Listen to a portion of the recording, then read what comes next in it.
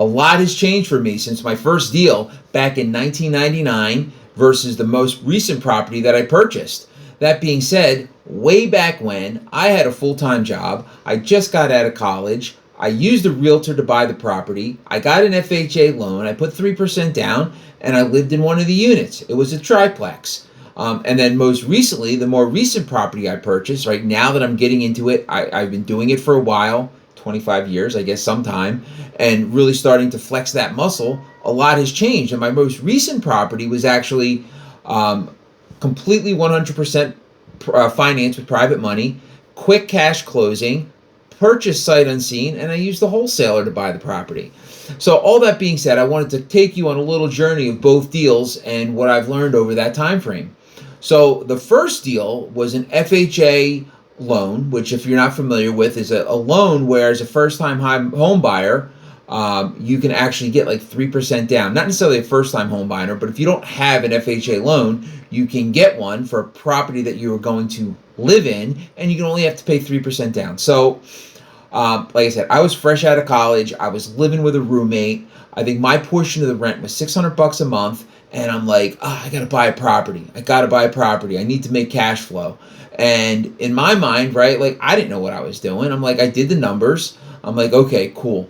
The second floor is rented for what, like $600 a month. The third floor is rented for $300 a month. My roommate's going to move in with me. He's paying $600 now. He'll be more than happy to pay $400 at this new place. So I'm saying, oh my gosh, I'm bringing in $1,300 a month. What's my mortgage payment going to be?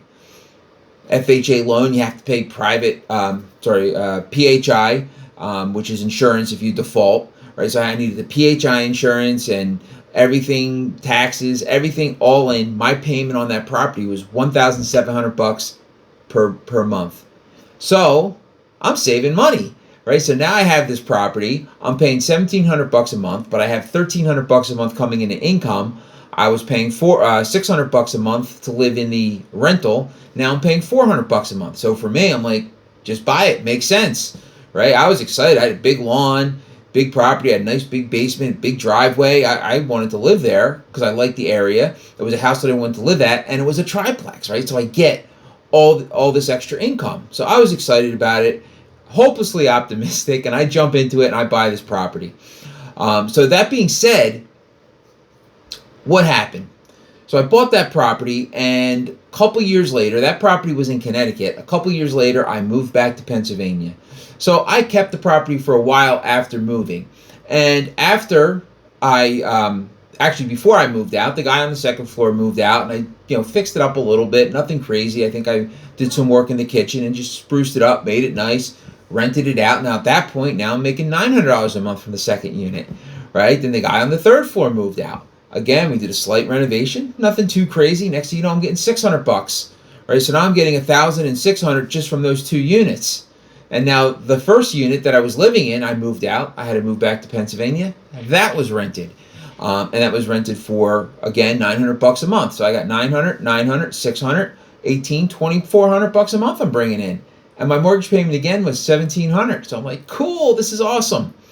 So I kept the property and I moved back to Pennsylvania, and I needed a way to manage it. So I went out and got a property management company.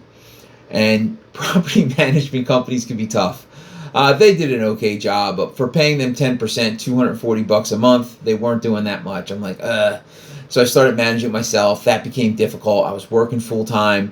I didn't know how to put the systems in place or what I needed to do. I just got frustrated with it. So that being said, I sold the property. Now, I regret selling that property. Look, I bought this property 26 years ago for $170,000. 26 years later, the house would probably almost be paid off. And I just looked actually on Zillow before I made this video because I was curious. It just recently sold actually for $415,000. So I'd have now at my age, after buying just one property, I'd have almost $400,000 in equity, plus the current rents in that market for there were 3-bedroom, and a 1-bedroom. The current rents in that market, that property would probably at this point be renting for about $4,000 a month total, and it's almost paid off. So I'm looking at very shortly, if I still own that property, it would be free and clear. be worth $400,000 and be bringing me in $4,000 a month. But I sold it.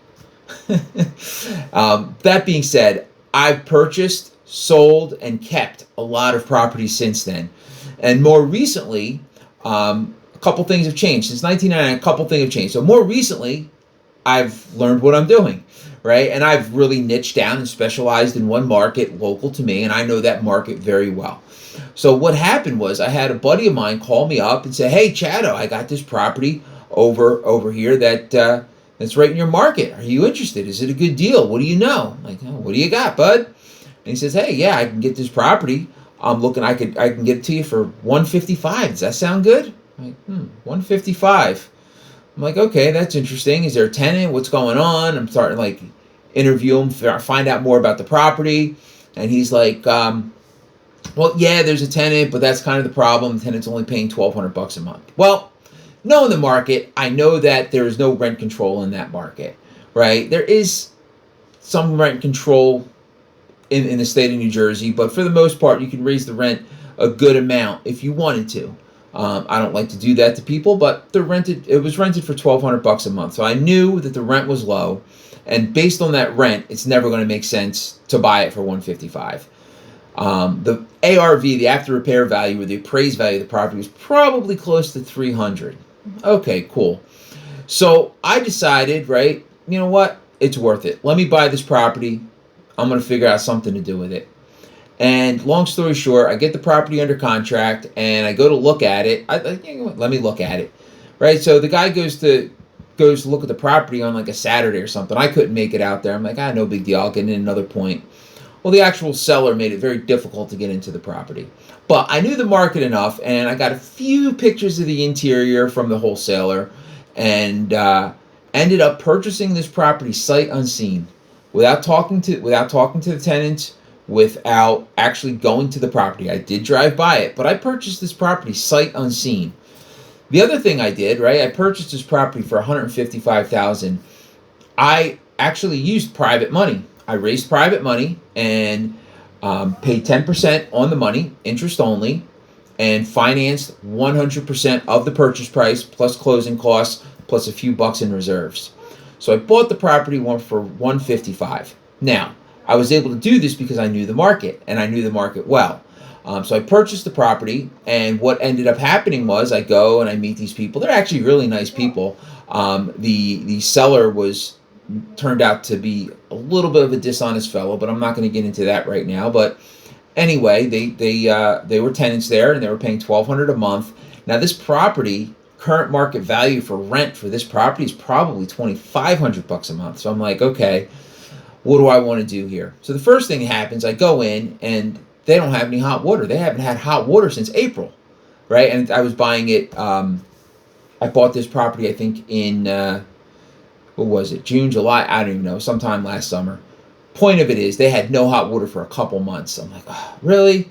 So I buy them a hot water heater. I replace the water heater, and I'm like, okay, what do I want to do with this property? I bought it because I knew it was a deal. I knew I had multiple exit strategies. And like I said, they were only paying $1,200 a month. They were really nice. I'm like, what am I going to do? Like, I can't even, it didn't cash flow at $1,200 a month. I would be losing money every month if I kept it at 10%. So I have to do something. And do I want to deal with a tenant that, getting them up, helping them find a new place, like all the drama that's associated with getting them into the next property? Honestly, I didn't feel like dealing with it. So what I ended up doing was I ended up selling it to somebody else. So, and I think I spoke about this guy in a former video. He's the 24-year-old who has 11 properties, or who was purchasing his 11th property. That being said, this guy, he, as being a 24-year-old, he has the patience and the ability, I don't want to say ability, but he has the patience and wherewithal to go through and work with these tenants.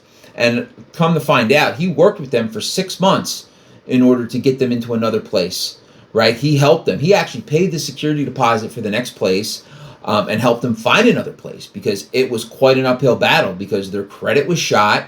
They didn't have any money for a security deposit, but he did what he could, and he stepped up to the plate, and he helped them move on to the next place, which was awesome, right? I didn't feel like going through all that. So what ended up happening was I sold him that property for 185,000, right? So I made 30,000 on it. Yeah, I bought a water heater. That was a couple grand. I had some closing costs. That was a couple grand. I paid my private lender a little bit, but I ended up making over $20,000 on one property, and it didn't. I ended up making $20,000 on a property because I didn't want to deal with it. I would have been able to make a lot more if I was willing to deal with this tenant, but I got to pick and choose my battles. That being said, the thing is, I, at this point, knew the market well enough, knew the rules well enough, and said, you know what, I'm going to pull the trigger on this at 155. There's absolutely no reason not to. I probably could have got more than the 185 if I really wanted to push it and get it really out there and put it on the market. But I was happy just making a quick flip fee on this property. But that all came from the fact that I knew at this point how to buy properties and how to buy them quickly and close quickly.